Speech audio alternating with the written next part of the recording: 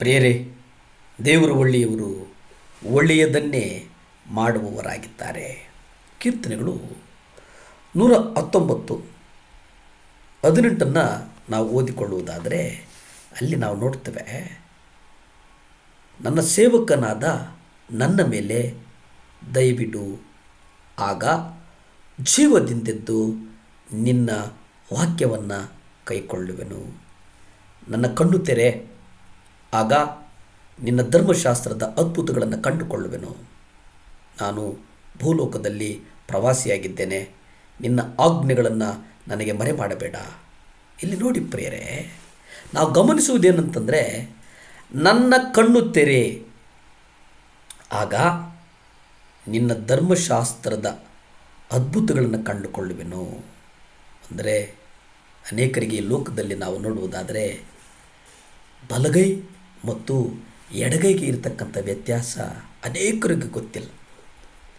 ಅನೇಕ ತಪ್ಪಾದ ಕಾರ್ಯಗಳು ನಮ್ಮ ಕಣ್ಣು ಮುಂದೆ ನಡೀತಾ ಇದ್ದರೂ ಮೌನವಾಗಿ ಸುಮ್ಮನಿರುವಂಥದ್ದನ್ನು ನಾವು ಗಮನಿಸಿದ್ದೇವೆ. ಆದರೆ ಇಲ್ಲಿ ದೇವರು ನನ್ನ ಕಣ್ಣು ತೆರೆ, ಕರ್ತನು ನಮ್ಮ ಕಣ್ಣನ್ನು ತೆರೆಯಬೇಕು. ನಮ್ಮ ಕಣ್ಣಿನ ಜೊತೆ ನಮ್ಮ ಹೃದಯದ ಮೇಲೆ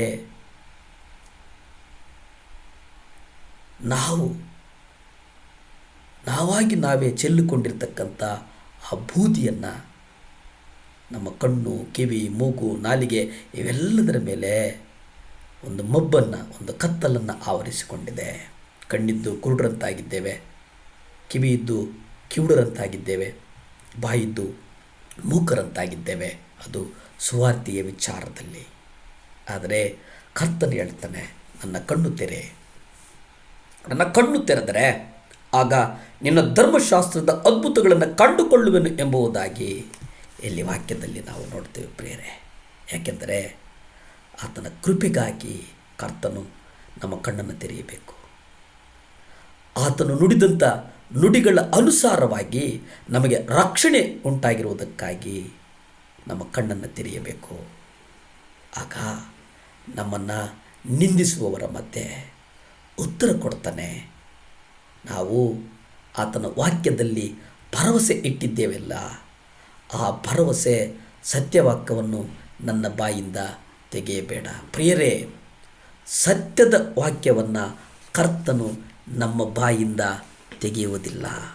ಕರ್ತನು ನಮ್ಮ ಬಾಯಿಂದ ಸತ್ಯದ ವಾಕ್ಯವನ್ನು ತೆಗೆಯುವುದಿಲ್ಲ ಪ್ರಿಯರೇ. ಆತನು ನ್ಯಾಯ ವಿಧಿಗಳಿಗೆ ಅನುಸಾರವಾಗಿ ನಮ್ಮನ್ನು ನಡೆಸುವವನಾಗಿದ್ದಾನೆ. ವಾಗ್ದಾನವನ್ನು ಕೊಟ್ಟಂಥ ವಾಗ್ದಾನವನ್ನು ಆತನು ನೆನಪು ಮಾಡಿಕೊಂಡು ಆತನು ನಿರಂತರವಾಗಿ ನಡೆಸುವವನಾಗಿದ್ದಾನೆ. ಇಲ್ಲಿ ನಾವು ನೋಡ್ತೇವೆ, ಕೀರ್ತನೆಗಳು 66:17, ನನ್ನ ಮೊರೆಯೊಡನೆ ಕೃತಜ್ಞತಾಸ್ತುತಿಯು ನನ್ನ ನಾಲಿಗೆಯ ಮೇಲಿತ್ತು. ನಮ್ಮ ಅಗತ್ಯಗಳ ಜೊತೆಗೆ ಆ ಕೃತಜ್ಞತೆ ನಮ್ಮ ನಾಲಿಗೆಯ ಮೇಲಿರಬೇಕು. ನಾನು ಕೆಟ್ಟತನದ ಮೇಲೆ ಮನಸ್ಸಿಟ್ಟಿದ್ದರೆ ಸ್ವಾಮಿಯು ನನ್ನ ವಿಜ್ಞಾಪನೆಯನ್ನು ಕೇಳುತ್ತಿರಲಿಲ್ಲ. ಆದರೆ ದೇವರು ನನ್ನ ಮೊರೆಯನ್ನು ಲಕ್ಷಿಸಿ ಕೇಳಿದ್ದಾನಲ್ಲ.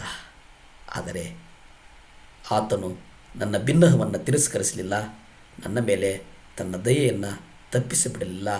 ದೇವರಿಗೆ ಸ್ತೋತ್ರವಾಗಲಿ. ಪ್ರಿಯರೇ, ಇಲ್ಲಿ ಕರ್ತನು ನಮ್ಮ ಬಿನ್ನಹವನ್ನು ತಿರಸ್ಕಾರ ಮಾಡಲಿಲ್ಲ. ಆತನ ದಯೆ ನಮ್ಮ ಮೇಲೆ ನಿರಂತರವಾಗಿ ಇರ್ತದೆ ಅನ್ನುವಂಥದ್ದನ್ನು ನಾವು ಇಲ್ಲಿ ನೋಡ್ತೇವೆ. ಯಾಕೆಂದರೆ ಜನಾಂಗಗಳು ಆತನನ್ನು ಕೀರ್ತಿಸ್ತವೆ, ಸರ್ವ ಜನಾಂಗಗಳು ಆತನನ್ನು ಸ್ತುತಿಸ್ತವೆ. ಭೂಮಿಯು ಹೊಳ್ಳೆ ಬೆಳೆಯನ್ನು ಕೊಟ್ಟಿರುತ್ತದೆ. ದೇವರು ನಮ್ಮನ್ನು ಆಶೀರ್ವದಿಸುವವನಾಗಿದ್ದಾನೆ. ಆತನು ಭೂಮಂಡಲದಲ್ಲಿರ್ತಕ್ಕಂಥ ಎಲ್ಲರನ್ನ ಆತನ ಅಂಗೈಗಳಲ್ಲಿ ಚಿತ್ರಿಸಿಕೊಂಡು ಅವರ ಅಗತ್ಯಗಳನ್ನು ಕಾಲಕ್ಕೆ ಕೊಡುವವನಾಗಿದ್ದಾನೆ ಅನ್ನುವಂಥದ್ದನ್ನು ನಾವು ಮರೆತು ಬಿಟ್ಟಿದ್ದೇವೆ ಪ್ರಿಯರೇ. ದೇವರು ಒಳ್ಳೆಯದನ್ನು ಮಾಡ್ತಾನೆ ಅನ್ನುವಂಥದ್ದನ್ನು ನಾವು ಗ್ರಹಿಸಬೇಕಾಗಿದೆ. ಯಾಕಂದರೆ ನಮ್ಮ ಕಣ್ಣೀರು ಆತನ ಬುದ್ಧಿಲೆಯಲ್ಲಿ ತುಂಬಿದೆ. ಪ್ರಾರ್ಥಿಸಿಕೊಳ್ಳೋಣ. ಭೂಮಿ ಆಕಾಶಗಳನ್ನು ಉಂಟು ಮಾಡಿದಂಥ ಸರ್ವಶಕ್ತನಾದಂಥ ದೇವರೇ ಸ್ತೋತ್ರಪ್ಪ, ಒಪ್ಪಿಸಿಕೊಡ್ತೇವೆ ಸ್ವಾಮಿ. ಈ ಸಬ್ಬತ್ ದಿನದಲ್ಲಿ ದೇವರೇ, ಯಾರ್ಯಾರು ಸ್ವಾಮಿ ಅಪ್ಪ ನಿನ್ನನ್ನು ಅಂಗೀಕರಿಸಿಕೊಂಡು ದೀಕ್ಷೆ ತೆಗೆದುಕೊಂಡು ಹಿಂದೆ ಸರಿದು ಬಿಟ್ಟಿದ್ದಾರೋ ಅವರನ್ನು ನಿಮ್ಮ ಪಾದದಲ್ಲಿಟ್ಟು ಬೇಡ್ತೇನೆ ಸ್ವಾಮಿ. ಅಪ್ಪ, ಅವರ ಹೃದಯಗಳಲ್ಲಿ ಮಾತನಾಡು ಸ್ವಾಮಿ, ಅವರ ಹೃದಯಗಳಲ್ಲಿ ಮಾತನಾಡು. ಒಂದು ಭಯ ಬರಲಿ ಸ್ವಾಮಿ. ಸೇವಕರೊಟ್ಟಿಗೆ ಮಾತನಾಡು, ವಿಶ್ವಾಸಗಳೊಟ್ಟಿಗೆ ಮಾತನಾಡು, ಸಭೆಗಳೊಟ್ಟಿಗೆ ಮಾತನಾಡು. ಸಭೆಗಳನ್ನು ಆಶೀರ್ವದಿಸು, ಬಲಪಡಿಸು, ಸ್ಥಿರಪಡಿಸು. ಯೇಸುವಿನ ನಾಮದಲ್ಲಿ ಬೇಡ್ತೇನೆ ತಂದೆ. Amen, amen.